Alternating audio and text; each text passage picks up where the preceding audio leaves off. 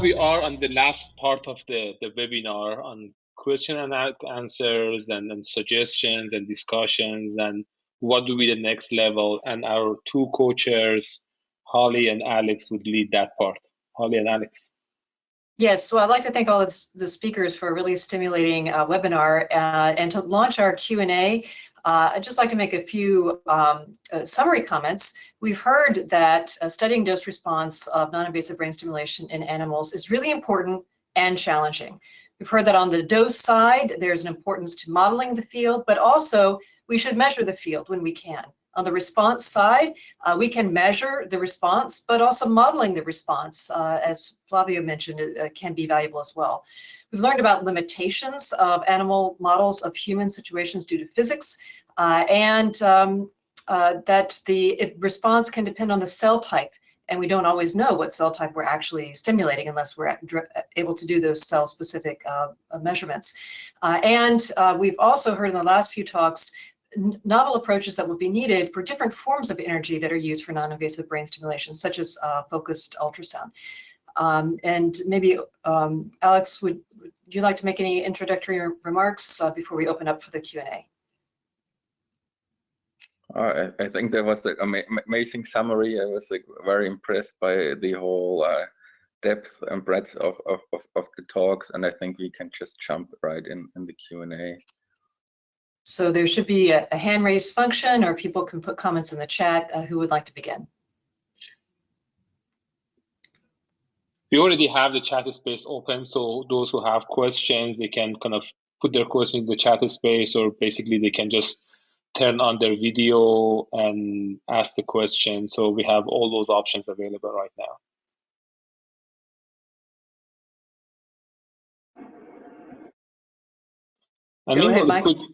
And it could be even beyond just Q&A, if people have comments or suggestions or other discussions. And for those who are following the kind of the webinar, we are going to have another webinar same time next week discussing about human level evidence. And following that, we are discussing about putting together something like a consensus statement or kind of methodological note about those response measurements and how we might be able to agree on basic terminologies and how we can move forward for that specific kind of activity. And Hamid, in this platform, is there a hand raise function, or do we just need? I'm not sure. People you do not have the hand raise function to obvious knowledge, but yeah, people can just kind of turn on their video and ask the question, or they can just visually turn on their hands. So.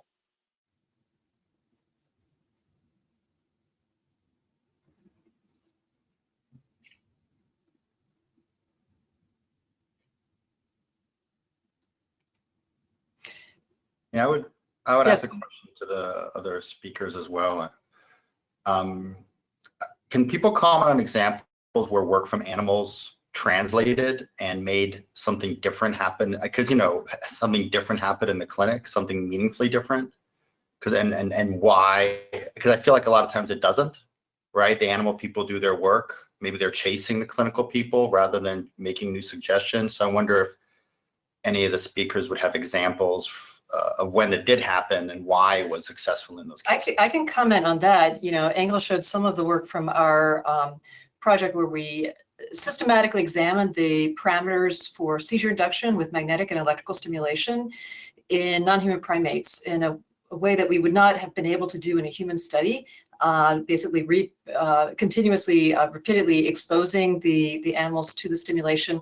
And it allowed us to discover dose-response relationships that could narrow the range of parameters that are used in human trials. And we learned things that were counterintuitive, that the frequencies we were using for ECT, electroconvulsive therapy, were actually not the most efficient, that we should have been thinking about lower frequencies. So that is one example of direct translation. But maybe the other speakers have other examples. I would say that actually a lot of what the parameters that we're using in clinical TMS today came from animal models. So they chose 1 Hertz, and particularly 1 Hertz and 20 Hertz, because those are paradigms that have been shown in rodents to induce LTP. The theta burst is, the original paper just talks about how that's that is what we learned in basic science, right? And then and it's probably the most commonly used TMS parameter. So I don't know if I think those are good examples of how actually something that came from a preclinical discovery turned into a clinical treatment. But yeah, there's also a lot of issues with that, right? Because maybe we shouldn't assume that the translation is as easy as it appears to be. I'd also add there's a value to back translation. And Colleen, you were showing individual differences in responses to theta burst.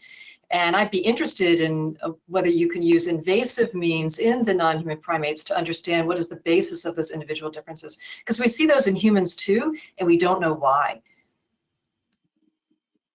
Yeah, I think that's great. And that's a line, I think, with maybe Angle that pointed that out as a suggestion as well, right? It would be awesome if we could also do simultaneous electrical recording like you guys are doing at Duke, I think, and to look at CVF. Yeah, awesome, absolutely. And I did see another physical hand. Go ahead. I would just also add to this that based on my experience, whatever worked in rats, it never worked in humans and vice versa.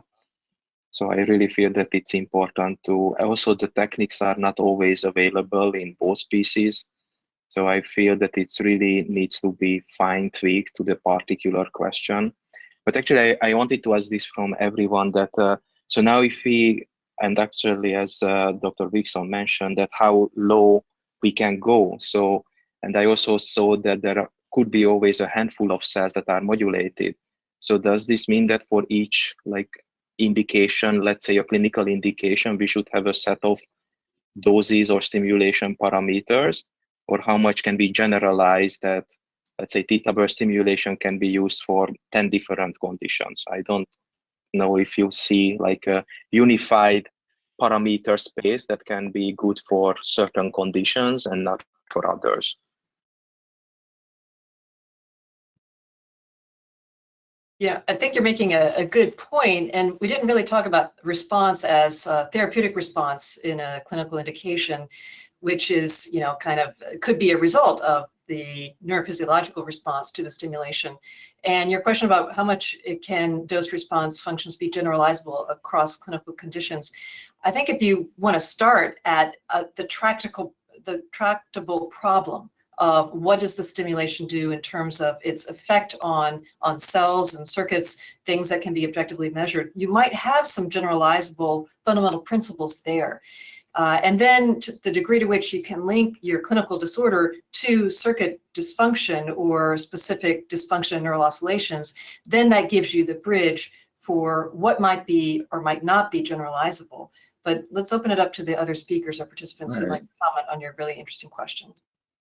I think also was the point, it doesn't work, if you see it rats, doesn't work in humans. Also think about talk of Javier, that in the rodents, it seems like you really need to have much higher electric field strength to see a physiological response. If I compare that with some of us in non-human primates, we already see those entrainment effects at much lower fields. And so I guess also Ivan pointed that out, that we have different types of neurons, if you like. Primate neurons, some are more susceptible to electric stimulation or more responsive to that, compared to rodents. So I think that's also one thing to consider there if you have those models.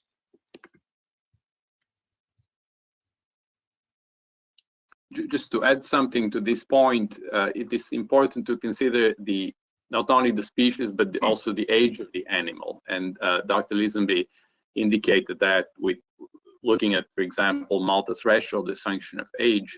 So specifically about rodents, a lot of experiments are done in very young rodents, and one has to consider whether things like the level of myelination of the neurons is really commensurate with what we're trying to model. For example, human stimulation, because the extent of myelination can significantly affect the thresholds for response of cells to electric fields.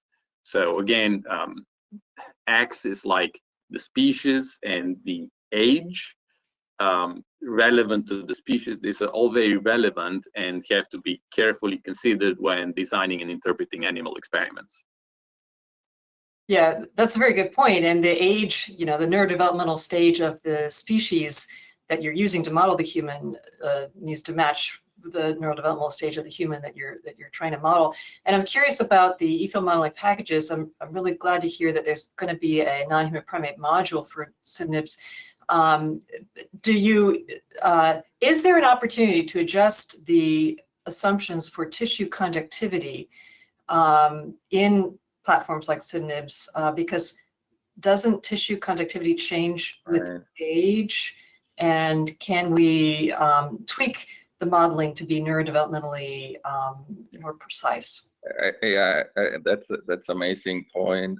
I think that will also relate very much to the webinar next week, some of what the limitations of computation models. And the one assumption is conductivity. So this is like an input parameter typically in the models, so that you can change in SIMNIPs. If you know it, then you can change that and say model something like age-related effects, maybe in skull conductivity. But that's often like a big assumption, so we don't know that typically.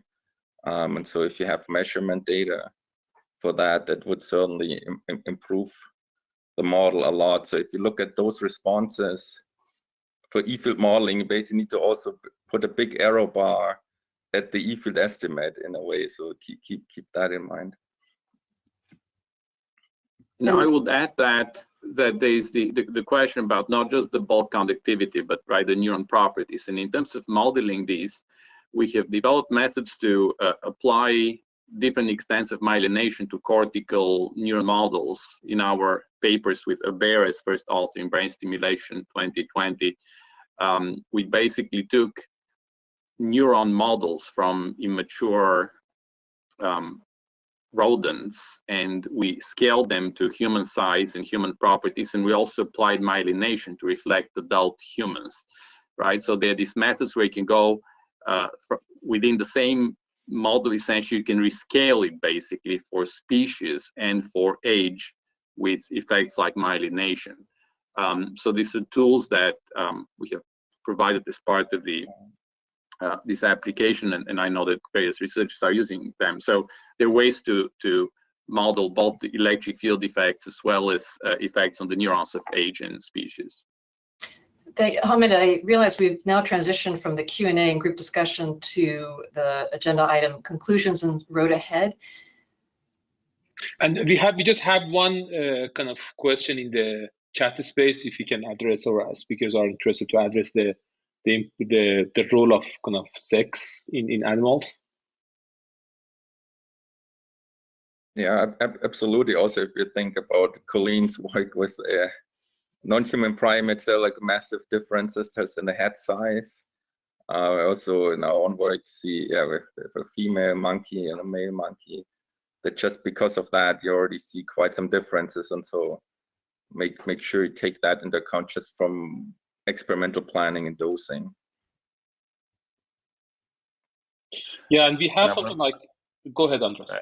And I wanted to add that I think besides the computational approaches, being able to actually look at different species ex vivo and acute living cortical slices may also be an interesting approach to just see which type of parameters can be translated to different species. So when we standardize the electric fields and we compare, for example, mouse, rat, human also different ages, we do see differences, and then we can use modeling to actually see which type of adjustment in the simulation parameter will give you the same biological effects.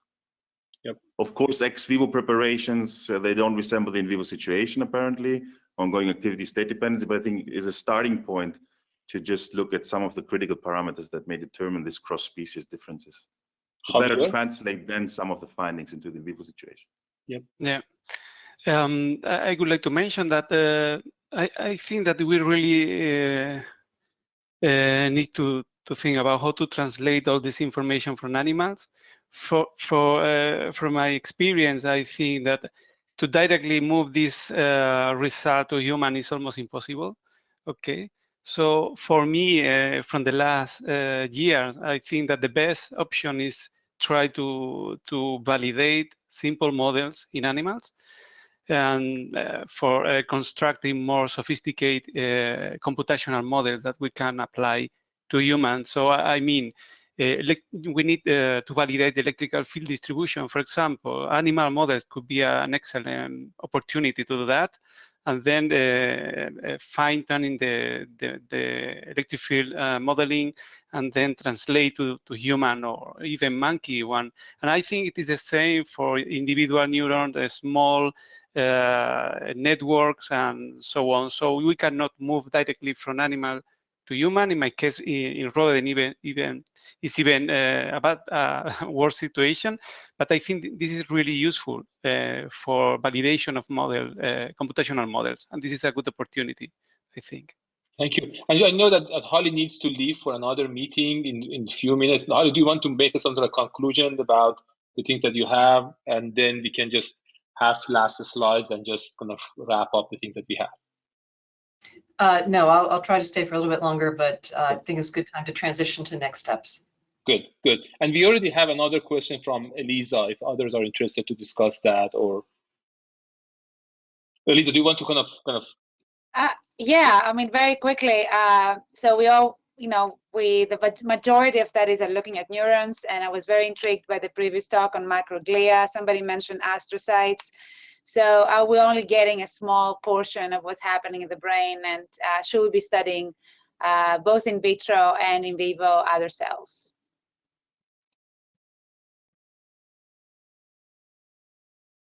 Can I just add that I think it's also really helpful to understand the type of neurons and the effect of neuromodulation on the different types of neurons, because that actually can inform disease modeling. We know that certain types of neurons are more affected in certain diseases, so having a more understanding of not just neurons in general, but more characterizing the types of neurons and the effect of neuromodulation on different types of neurons. I love these comments, because it's really about, for each dose, we have a set of responses, and we can look at that set of responses at the level of cell type, and even within the cell type, what type of neuron or cell we're talking about, and how it is interfaced with the other parts of the brain that's gives rise to the behavioral response to the stimulation.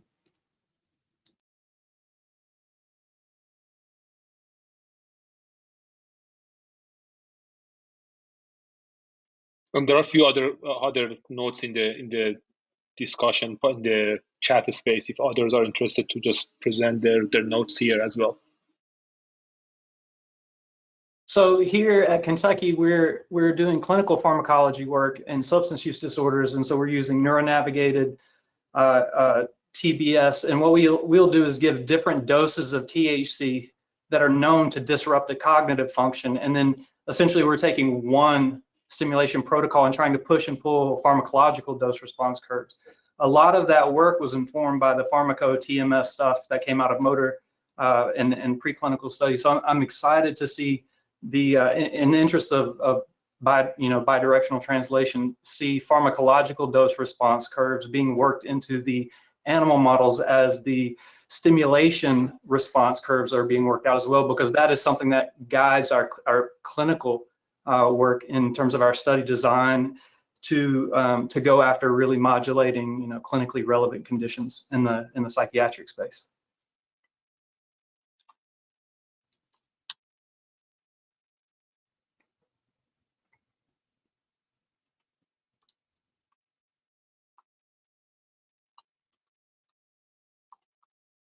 Was I muted?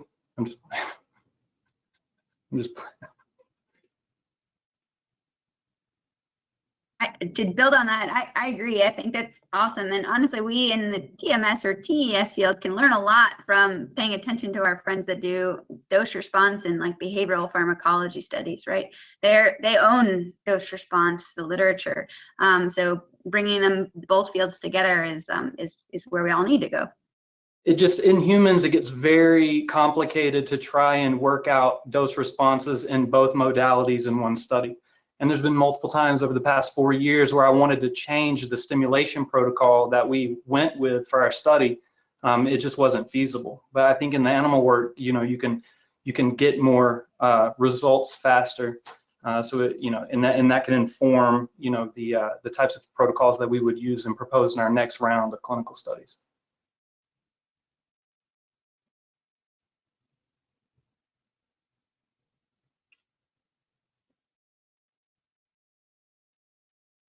Other questions or suggestions or comments or things that people are interested to share? One small note that we'll provide the videos on INTF YouTube channel, so you will have access to the videos. And if the speakers are interested to remove any piece of their presentation from the videos, just let us know, because we are going to put that publicly available. So if there's anything that you want to remove, just let us know. So if you have time, I'm just going to give you just kind of few minor points as the end of the webinar. First of all, please join me in a round of applause for the speakers. I mean, they have done a really nice job of presenting, and it was something like a really fast presentation mode. We had 12 speakers and limited amount of time, but I'm really happy that we have been able to cover all the things that we have been discussing about. As we discussed in the first few minutes of the webinar, we are thinking about making what we call international network of neuromodulation, neuroimaging, and we are trying to bring people from different disciplines together to have some cross talks across different modalities of neuroimaging, neuromodulation, and started with the kind of the TS-fMRI network, and we already have a kind of a sort of a large network of people who are active in the field. This is the YouTube channel of International Network of TS-fMRI. You can just scan the QR code and you can have access to the YouTube channel. We post the videos on the YouTube channel. We are trying to put together some kind of new consensus statements and protocol papers and methodological notes about the discussions that we already have. Hopefully you will be interested to join those discussions, and we are right now putting together something like an outline for those kind of activities, and we will share with those who are interested to contribute, and hopefully that would promote the activities that we have in the field. We made a WhatsApp group to kind of do exchanges on the ideas that we have. If you want, you can just scan the QR code. We are making some activities within OHBM. Hopefully we'll have some panels in OHBM. If you are interested to join those panels, you are definitely welcome. And we are also working to make an ISMRM study group, specifically on neuromodulation, neuroimaging. And we'll discuss about that in the webinar next week that we'll have. For next week, we'll have another set of speakers who will be joining us, hopefully, and we'll discuss about some of the other activities. You have the QR code to be able to scan if you are interested to join for the next webinar, which is going to happen the same time. Now, kind of our co-chairs, if they are interested to make a conclusion and the next steps, and then we will close the webinar. I just want to thank you for a really exciting webinar, and maybe Alex might have some closing remarks. Right, yeah, no, thanks for everyone for joining. It's really amazing. Can bring so many great speakers together on the webinar, and then looking forward to see you next week. Thank you very much. And I need to thank my assistants and my collaborators, as you can see here, Panyan, Peyman, Ghazale, and many others who basically are, as you can see here. I mean, they helped us to be able to make that happen. And I'm really happy that we are putting that forward. And hopefully the videos will be available forever. So maybe in 10 years, we can come back and kind of see the videos again and the discussions that we had and see, okay, how much we have been able to progress in the field and what are the new things that we have after 10 years. So hopefully that would be happening. Thank you very much for joining us, and hopefully you will have a nice rest of your day. Okay.